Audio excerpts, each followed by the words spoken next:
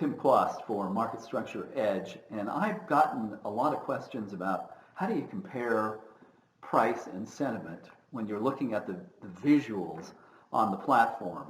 And that's a good question. So I'll show you.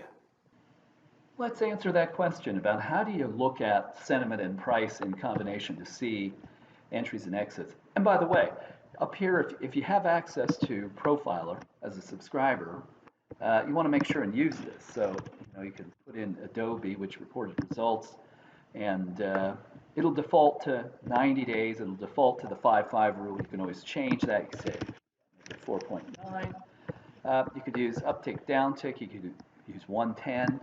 Those are most of the statistical significance. And then it'll look at that period of time and tell you how things would have performed over that period of time. So 19% return versus 15 for the SPY, 32% if you held it. But you see, you can produce that 19% in 63 days instead of 90. So maybe there's something else that you want to do.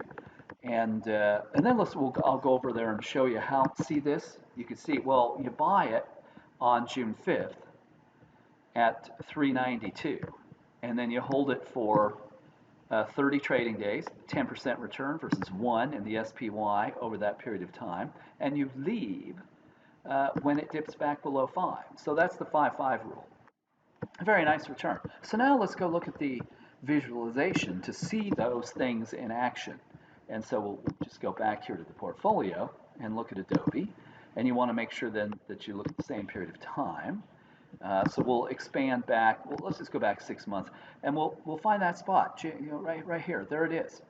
So if you look at sentiment, here was our entry point in that period. It's when it ticks above 5, ticked up to 6, and there's that very same thing. I realize these are imperfect data visualizations. They're off the shelf, and so they're not perfect, but that's how you do it. And if you want to drop one of these out of the way so you can see what the price has done, and then add it back, you can just click those.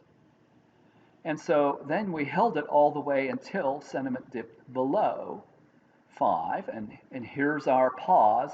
So we leave there at 432, and then we come back here when it ticks above 5 again, 464, that's what it is, and then we leave when it dips below. Now you could, and that's 476. And it looks like, shorting is very low. Sentiment has come down. Now it's oversold. It probably is up with results.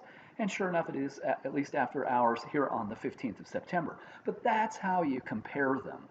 And you want to use those two things in combination.